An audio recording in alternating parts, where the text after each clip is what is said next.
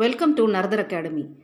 இந்த வீடியோவில் ரியல் அனாலிசிஸில் neighbourhoods, open sets, closed sets இதெல்லாம் பற்றி தான் டிஸ்கஸ் பண்ண போகிறோம். ஸோ இதோட டெஃபினேஷன்ஸ், தியரம்ஸ் அண்ட் ப்ராப்ளம்ஸ் இதெல்லாம் இந்த வீடியோவில் கவர் பண்ண போகிறோம். ஸோ ஃபஸ்ட்டு நெய்பர்ஹுட் அப்படின்னா என்ன அப்படின்னா, இப்போ நெய்பர்னாலே என்ன மீனிங், நமக்கு நியர்பை இருக்கிறது தான் என்னென்னு சொல்லுவோம். நம்ம நெய்பர்ஸ் அப்படின்னு சொல்லுவோம் இல்லையா, நியர்பை இருக்கிறவங்கள தான் நெய்பர்ஸ்னு சொல்லுவோம் லிட்ரலி. மேத்தமெட்டிக்கலி டிஃபைன் பண்ணும்போது நம்ம என்ன பண்ணுறோம் அப்படின்னாக்கா, இப்போ ஒரு பாயிண்ட் பீன்ற பாயிண்ட் எடுத்துப்போம், சரியா? இப்போ இந்த பீன்ற பாயிண்ட்டுக்கு நெய்பர்ஹுட் அப்படின்னா என்ன மீனிங்னா, இந்த பீன்ற பாயிண்ட்லேருந்து எப்சிலான் டிஸ்டன்ஸில் இருக்கக்கூடிய பாயிண்ட்ஸ் எல்லாமே அதோட நெய்பர்ஹுட்ஸ் அப்படின்னு சொல்லுவோம். ஸோ அப்போ என்னென்னா, இப்போ ரியல் லைன் எடுத்துக்குவோம். இப்போ இதெல்லாமே ரியல் லைனில் தான் நம்ம டிஸ்கஸ் பண்ணுறோம். ரியல் லைன் அப்படின்னாலே it's a single straight line இல்லையா? ஸோ இப்போ பீன்ற பாயிண்ட் இங்கே இருக்குது அப்படின்னா, இதுலேருந்து எப்சிலான் டிஸ்டன்ஸ் எடுக்கணும்னா லெஃப்ட் சைட்லேயும் எப்சிலான் டிஸ்டன்ஸ் எடுக்கணும், ரைட் சைட்லேயும் எப்சிலான் டிஸ்டன்ஸ் எடுக்கணும். ஓகேவா? ஸோ அப்போது லெஃப்ட் சைடில் நீங்கள் எப்சிலான் டிஸ்டன்ஸ் எடுத்திங்கன்னா என்ன வரும்? P minus epsilon. ரைட் சைடில் எப்சிலான் டிஸ்டன்ஸ் எடுத்திங்கன்னா அது என்ன வரும் உங்களுக்கு? P plus epsilon. ஸோ இந்த ஓப்பன் இன்டர்வல் இருக்கு இல்லையா, ஓப்பன் இன்டர்வலில் இந்த ப்ராக்கெட்ஸில் தான் நம்ம போடுவோம். ஸ்கொயர் ப்ராக்கெட் போட்டால் அது பேர் க்ளோஸ்ட் இன்டர்வல். ஸோ இந்த open interval P minus epsilon to P plus epsilon இருக்கு இல்லையா, இதுதான் வந்து என்னென்னா நெய்பர்ஹுட். ஓகேவா? ரைட். ஸோ இப்போது ஒரு செட்டை வந்து ஒரு செட்டு எஸ்ன்றது ஒரு செட்டு, பீன்ற பாயிண்ட் வந்து எஸ்ஸோட நெய்பர்ஹுட்னு எப்போ சொல்லுவோம்னா, இந்த P minus epsilon to P plus epsilon contained in completely contained in S இப்படி இருந்ததுன்னா S is a neighbourhood of P. ஓகேவா? அப்புறம் இப்போ இது வந்து செட்டு சொல்லிட்டோம். செட்டு வந்து பீன்ற பாயிண்ட்டுக்கு நெய்பர்ஹுட். அப்போ இந்த பீன்ற பாயிண்ட்டை என்ன சொல்லுவோம் அப்படின்னா, P is an interior point of S. ஓகேவா? பாயிண்ட்டை வந்து இன்டீரியர் பாயிண்ட்னு சொல்கிறோம். செட்டை என்ன சொல்கிறோம்? ரிவர்சல் சொல்லும்போது நெய்பர்ஹுட் ஆஃப் த பாயிண்ட் அப்படின்னு சொல்கிறோம். இன்டீரியர் லிட்ரல் மீனிங் தான் இங்கேயும். இன்டீரியர்னால் என்ன மீனிங்? உள்ளுக்குள்ளே இருக்குது. பட் மேத்தமெட்டிக்கலி இப்போ உள்ளுக்குள்ளே இருக்குது அப்படின்னாக்க மேத்தமெட்டிக்கலி என்ன மீனிங் அப்படின்னா, அந்த பாயிண்ட்டோட ஒரு நெய்பர்ஹுட் இந்த செட்டில் கம்ப்ளீட்டாக இருக்குன்னு அர்த்தம். ரைட்டா? நம்ம ரியல் அனாலிசிஸில் சொல்லும்போது 3 டைப்ஸ் ஆஃப் பாயிண்ட் சொல்லுவோம். ஒன்று வந்து இன்டீரியர் பாயிண்ட், இன்னொன்று எக்ஸ்டீரியர் பாயிண்ட், இன்னொன்று பவுண்டரி பாயிண்ட். இன்டீரியர் பாயிண்ட்னா நெய்பர்ஹுட் கம்ப்ளீட்டாக அந்த செட்டுக்குள்ளே இருந்ததுன்னா, அதாவது P minus epsilon to P plus epsilon இந்த செட்டுக்குள்ளே கம்ப்ளீட்டாக இருந்ததுன்னா அது பேர் என்னது? Interior point. ஓகேவா?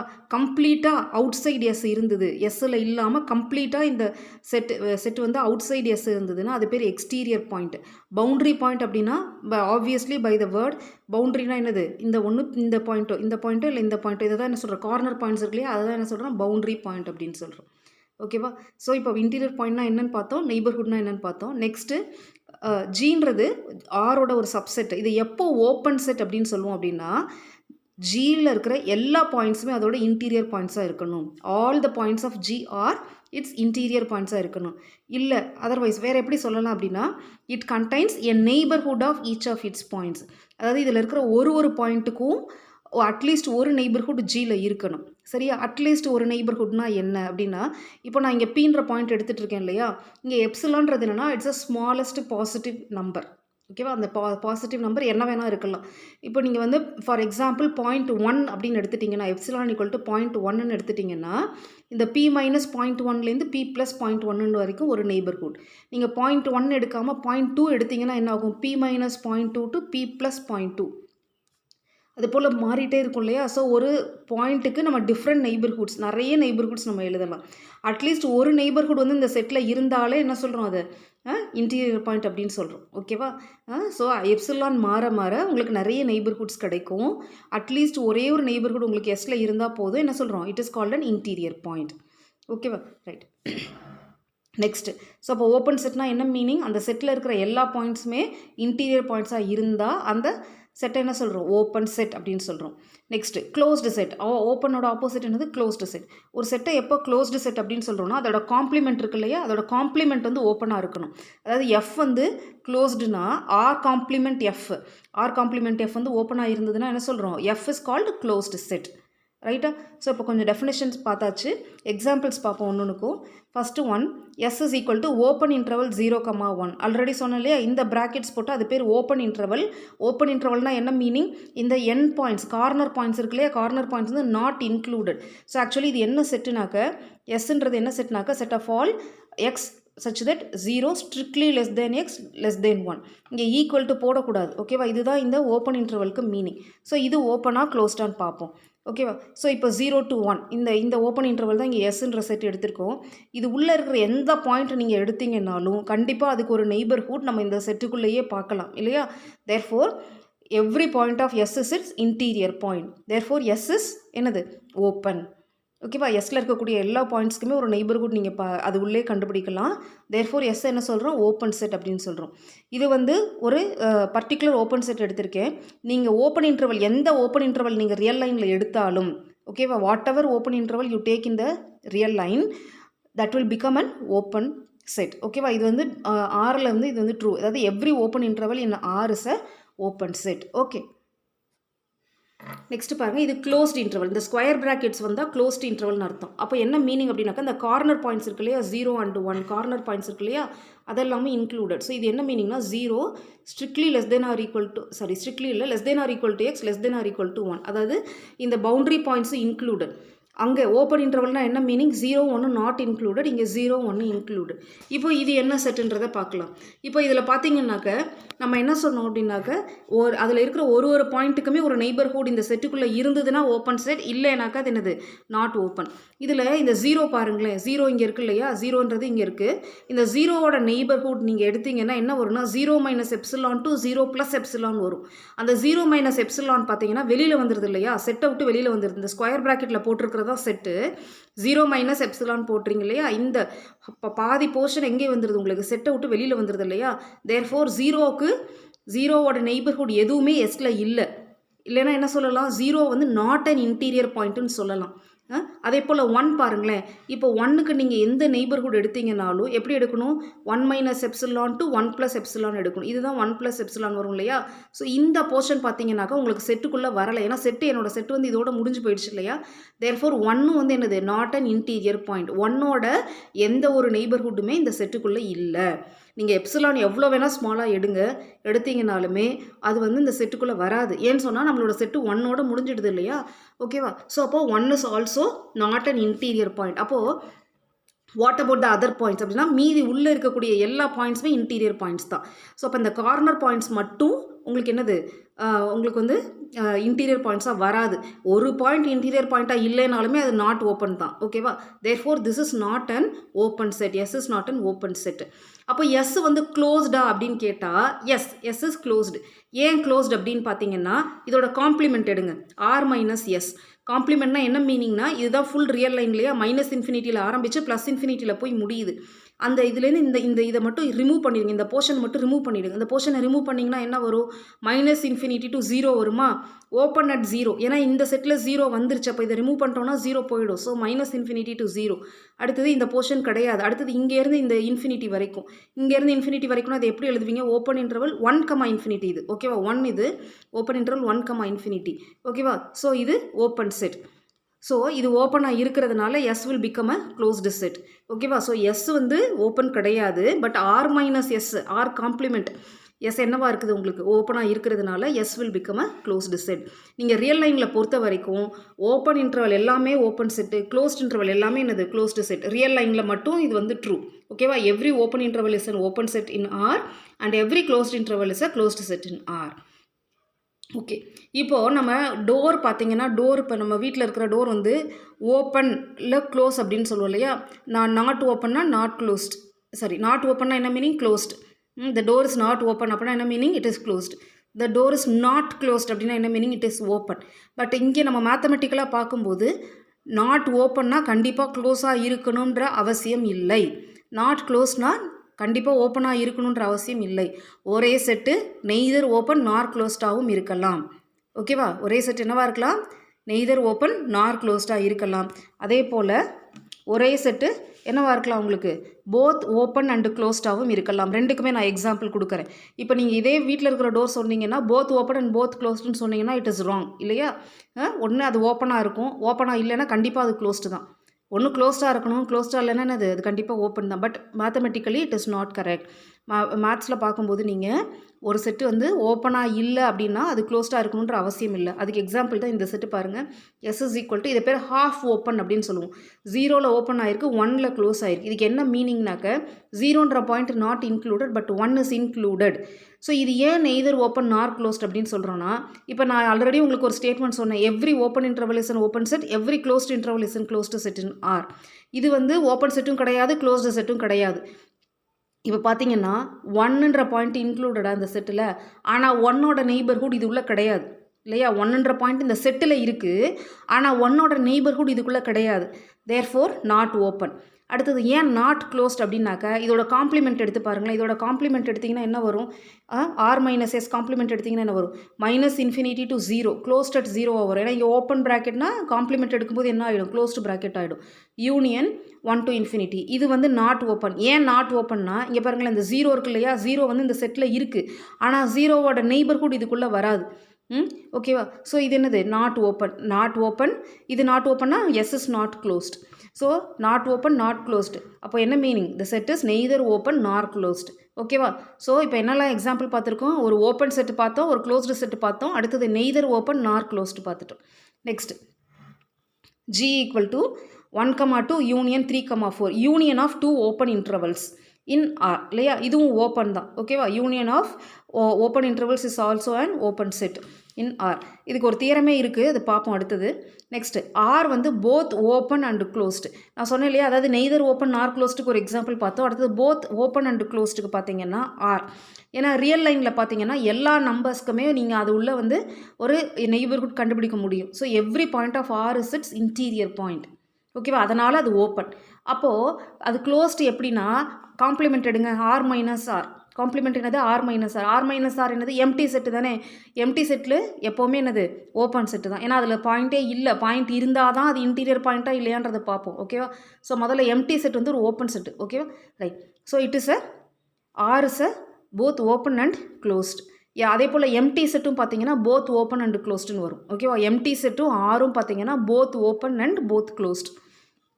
Next Q is not an open set. Qன்றது என்னது? Rational numbers.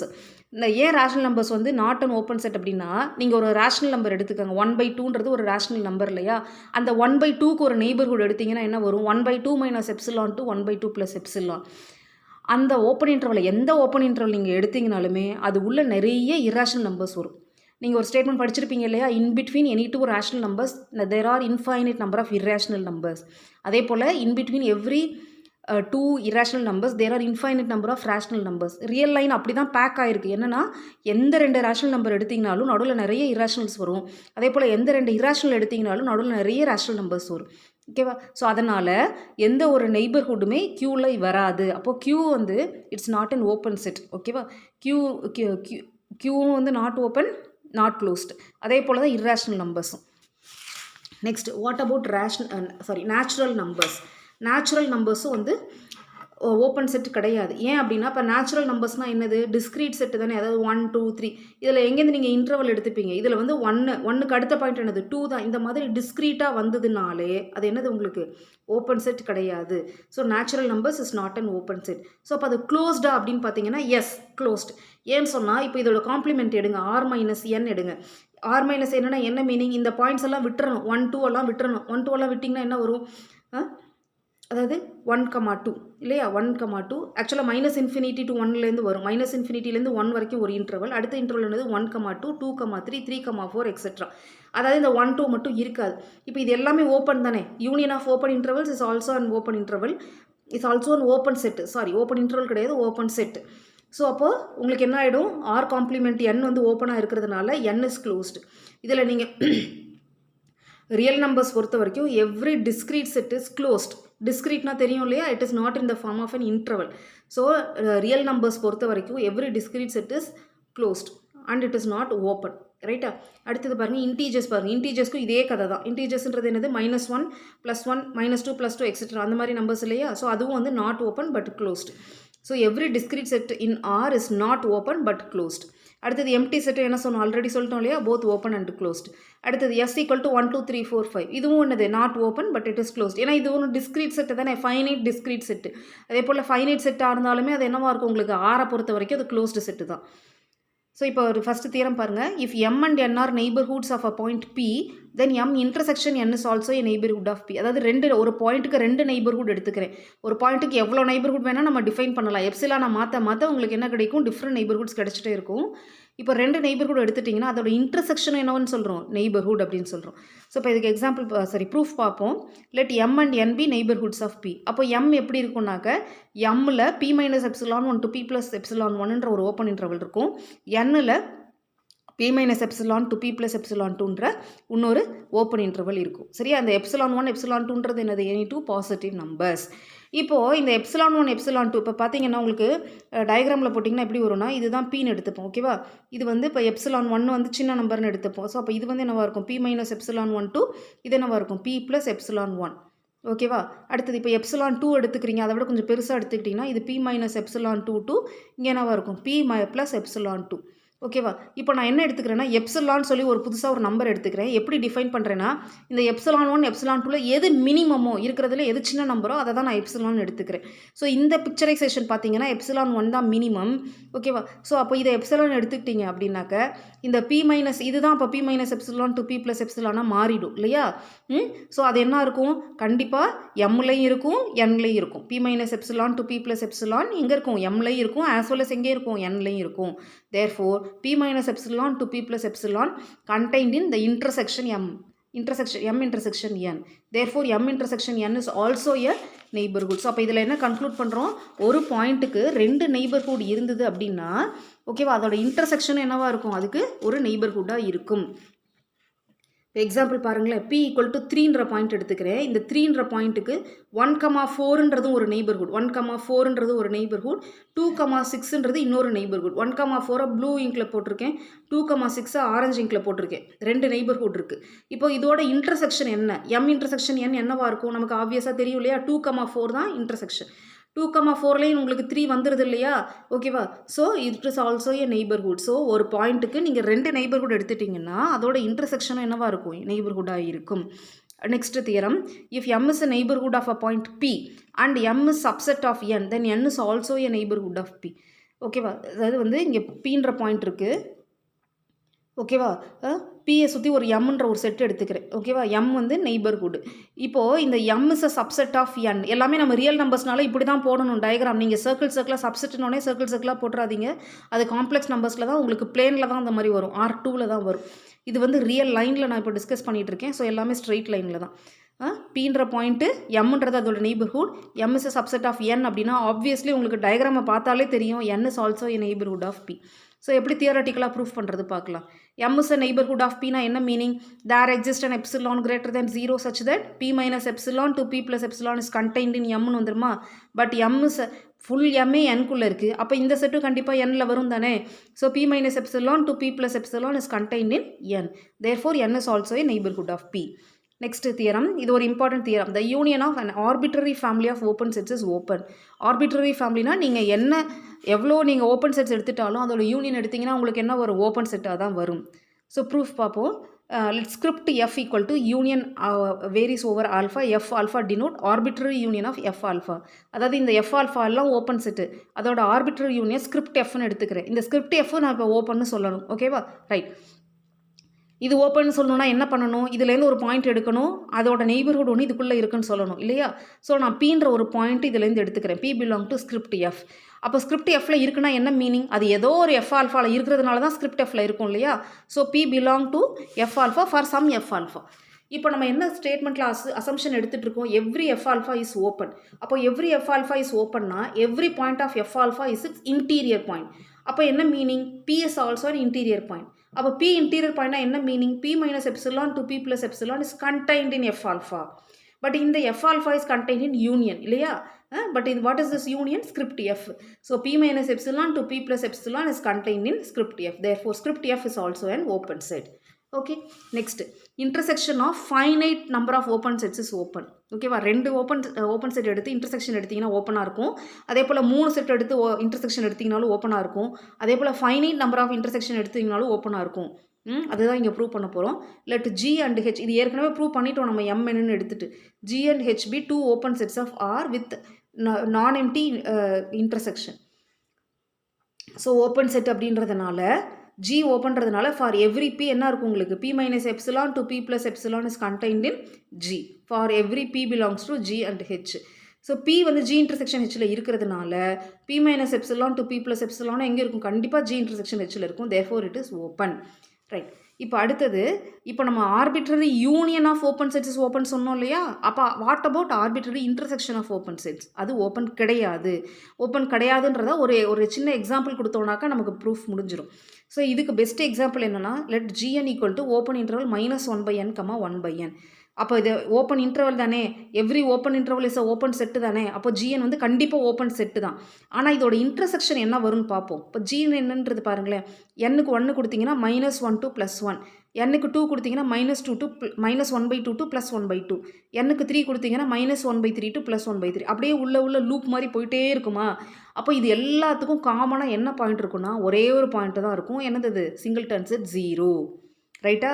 So arbitrary intersection of G N is equal to what? Singleton 0. அப்போ இந்த சிங்கிள்டன் 0 அப்படின்னாக்க நம்ம ஏற்கனவே ஒரு தியரம் பார்த்துருக்கோம். என்ன பார்த்தோம்? Every finite set in R is closed, இல்லை every discrete set in R is closed. இது ஃபைனைட் செட் தானே, அப்போ இது என்னது? இது க்ளோஸ்ட். ஓகேவா? அப்போ க்ளோஸ்ட்னா என்ன meaning? It is not open. ஓகேவா? தேர்ஃபோர் என்ன கன்க்ளூட் பண்ணுறோம்? arbitrary intersection of open sets need not be open. Okay, arbitrary family of open sets need not be open. அதே போல் closed செட்டுக்கு பாருங்கள், the intersection of arbitrary family of closed sets is closed. அடுத்தது union of finite sets is closed. அடுத்தது union of arbitrary family of closed sets need not be closed. இதுக்கு என்ன எக்ஸாம்பிள்னா closed interval 1/n, 2. So இது வந்து closed intervalன்றதுனால அது என்னது? closed. அப்போது இதோட யூனியன் எடுத்தீங்கன்னா என்ன ஆகும்னாக்கா ஓப்பன் இன்டர்வல் 0,2. இதே போல் தான் இங்கே போட்டு சொன்னோம் இல்லையா, அதே ரீசன் தான். யூனியன் எடுத்தீங்கன்னா open interval that is open at 0, closed at 2 வரும். This is also not closed. ஓகேவா? ரைட். That's all. தேங்க்யூ.